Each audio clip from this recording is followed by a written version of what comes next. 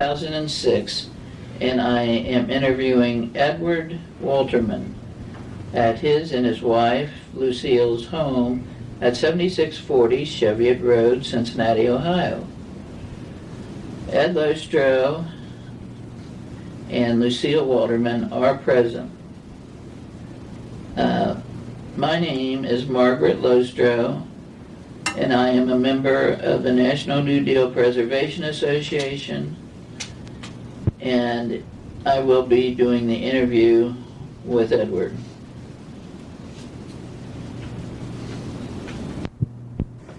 Mr. Wolterman, tell me about your life before joining the service. Well, I worked for Procter & Gamble's. I started there in 42. Or no, I started there in 1939, didn't I?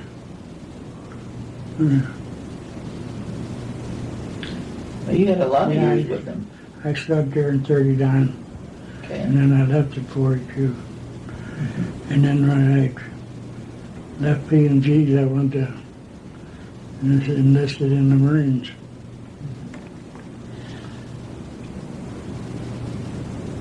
Can you tell me about, were you married then at that time? No, you weren't.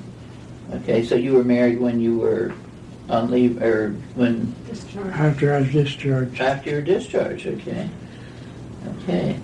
Then could you tell me, you did enlist from P&G, and can you tell me about those first days that you were in after your enlistment? And then you can go ahead and tell me about shipping over and what your feelings were and so forth. Well, I enlisted, then I went back to P&G and told them, and I said, I'm taking off now. So I left there and went to Paracel, and I led Bruford. And then I went in boot camp for 3 weeks, 3 months. And then from boot camp, I went to Quantico, Virginia, school.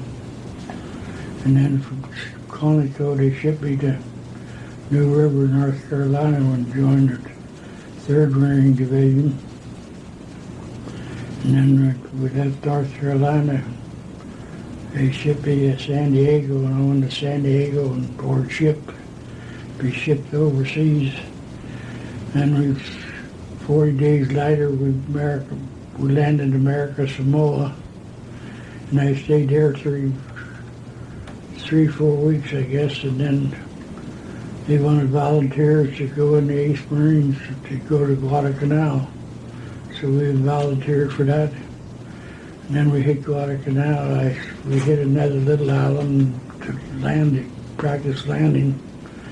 And then we went from there to Guadalcanal and joined the 1st Marine Division.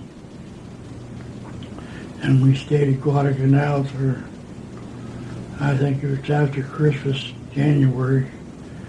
And we had the island pretty well secured. So they brought the Army in for occupation duty. And then we went from there to New Zealand, Wellington.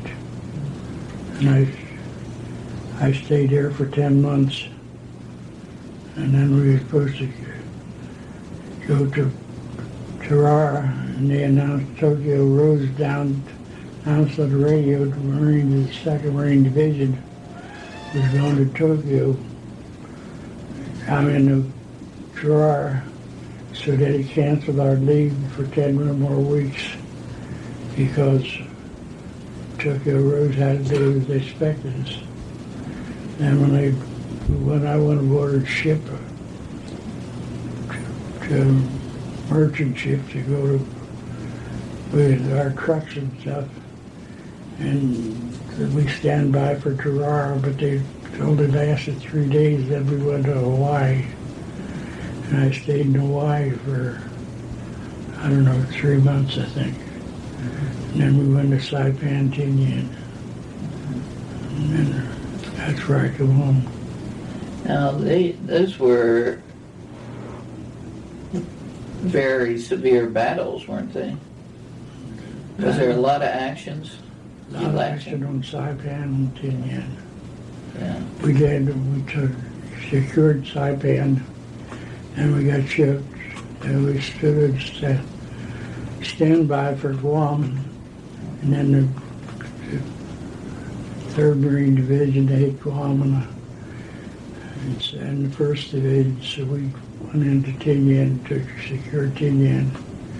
And I come back to Saipan and they stayed there till, well, I don't know when it was.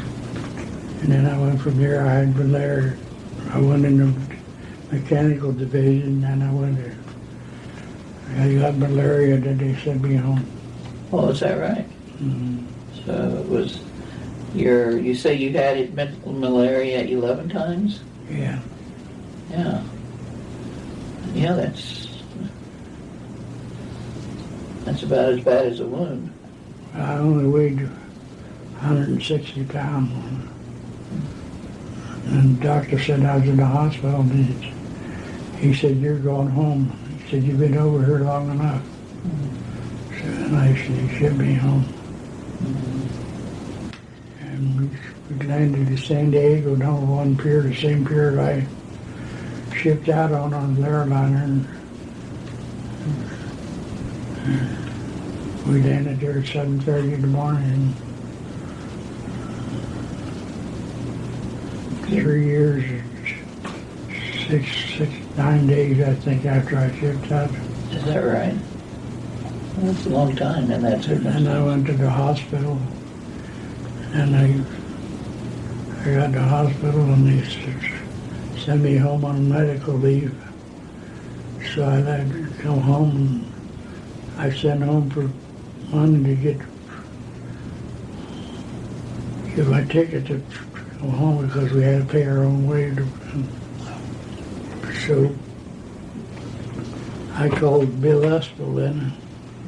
I said, "I need some money to buy a ticket to get home." And he said, "You get back in the States, what are you doing there?" And I said, "I just want some money." I said, "I had to borrow this nickel," I said, "to get a telephone call." So he said to Helen Espel, he said, "Go down and get Mrs. Wolterman, Ed, and Rosella." So she went to Helen Manson, Mrs. Espel, then you go down and get my mother, and took over a half hour to get her because Mom had to get dressed up before she went out. And he sent the money on Federal Express. Yeah, that's amazing that. Yeah. Yeah, he had to pay her way after he came home sick. And then I went back, and then I went back to the hospital, maybe the hospital there in San Diego, and I got a medical leave, and I come home. That's when I met Lucille. Well, we went to school together, but she was a lot younger than I was. What? Well, you know that. So, at any rate, you had quite an experience in the military. And then, did you, after you recuperated, did you go back working at P&G? Yeah, I went back to San Diego, and then they transferred me to Asbury Park, New Jersey. I got another 30-day leave then, medical leave, so, and I met Lucy when I went back to Earl, New Jersey.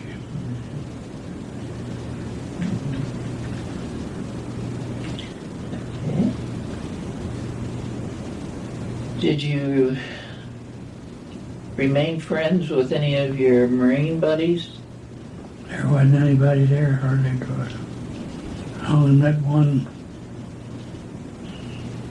I think I only met one while I was over. I was in New Jersey, but I was in the Marines with.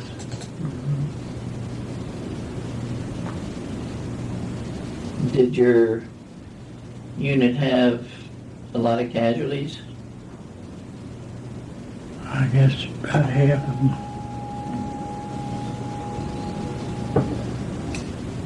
Do you remember what you were doing the day of Pearl Harbor was attacked in December 7th of 41? Down on Vine Street in the afternoon when Roosevelt declared war. We went to had a dance hall down there. And they tell me the dance hall's still there. Is that right? Yeah. Did you join shortly after? Well, you said the date of when you joined, but did you join? That was December the 7th, and I enlisted in April. It was.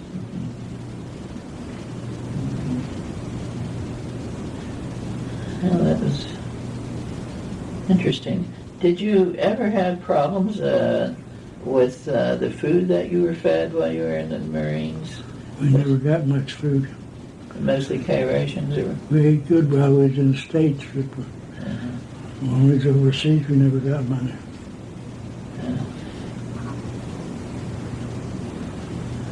They dropped candy bars from the airplane. Is that right? On Guadalcanal, yeah. How long were you on Guadalcanal? About 3.5 months.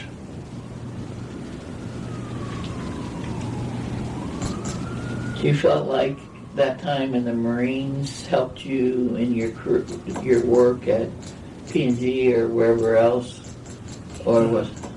Not a bit. Okay. I didn't think, like some people, they learned mechanical skills or something, but I guess you go being in the Marines and in those divisions, you didn't. Okay. Now, after you got out of the war, could you tell me a little bit about what you did? I know you went to P&G, but when did you marry Lucille? And I went back to P&G, and I went to Glycerin House. I worked there till they opened Cake Mix. And I stayed at P&G at Cake Mix till 1982 when I retired. Yeah. What did you do at P&G? Well, I had a lot of different jobs. I was a press cleaner in the Glycerin House, and one of P&G's I was an operator and one night cleanup, and then I was fly, and then I would work sealer operator, and then I retired. I was in Cape Mix. Now, you've been a part of this community of Coleraine Township for a long time. 82 years. How does your family go back to the very beginning, the pioneers of Coleraine? Well, my mother and dad moved out here on Springdale Road right after they got married. Oh, is that right? So we've lived out here. Our whole family still lived out here. Yeah, that's good that families stuck together like that. Okay, well, I guess. You didn't say when we were married. Yeah, well, I don't know, maybe that was a painful subject. No, I'm just. She asked you when we were married. Huh? When we were married, you got home in October. We got married in January. Yeah. 26th, 1946. Well, it's very interesting, Ed, and I want to thank you for allowing us to do this. Okay. And there's some real input that you gave on some things I didn't know, and I'm glad you were able to help. So, thanks a lot. Okay.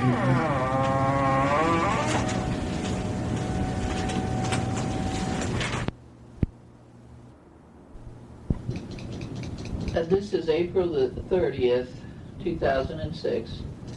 My name is Margaret Lostrow, and I'm a member of the National New Deal Preservation Association. And we were asked by the New Deal Alumni Association to do interviews with people with experience in that area. I'm speaking with Mr. Edward Wolterman. He's a resident of Coleraine Township, Cincinnati, Ohio. And Mr. Wolterman had worked with the WPA, and I will be asking him some questions about his experiences.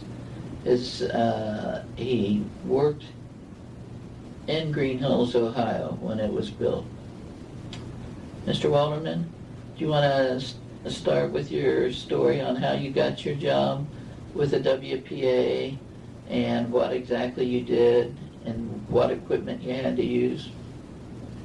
Well, they was advertising for somebody with a team of horses and a slip scoop and a dump wagon. So I did. They was paying $1.25 an hour because they usually only pay 75 cents an hour now. But if you own your own slip scoop and wagon, you got $1.25. So I worked there. Started out for $1.25. I was making the highest wages there. How long were you working in that area? I stayed there. I was the third last I left there. They was all one laid everybody off, and I was still there yet. You remember about what the date was? Right before I left for P&G's, I think. Okay. I don't know when. You said, I think, before 1939 was when... Yeah. Okay. Yeah, and you actually... Why did they need a team of horses and someone to slip? Well, they never had backhoes back in them days. They only had maybe one or two bulldozers. So we had to get down there and dig the basements out. Now, where did you get the horses? Were they yours? About George Veer out on Springdale Road. I think I paid about $70 for two of them. Okay. Did you enjoy that kind of work? Not really. Not really. It's hard. Yeah. Did you meet many of the guys working out there? Yeah. Lucille's dad worked there. Oh, really? He drove a team, and Ray Foley, and 3 or 4 other. So they used several people from Coleraine Township. Were they from Coleraine Township also? Yeah. Uh-huh. Now, Joe Espel told me that the government, now I don't know who rode them or drove them or whatever you do, but that they rented or leased or whatever his mules for that project also. You what? Oh, he furnished the mules. Yeah. Yeah. And we was working over on Strobel Road. And I was driving, and George Veer got out there with a wood. It rained, pitchfork, it hit the mules, and I went over the top of the jump wagon, not jump wagon, but the slip scoop, and right in between the horses. I unhitched them and hit them over the back and let them go home, and I went home myself. How long did, you say you started about, no, you said you were finished with that job about 1939. When did you start with WPA?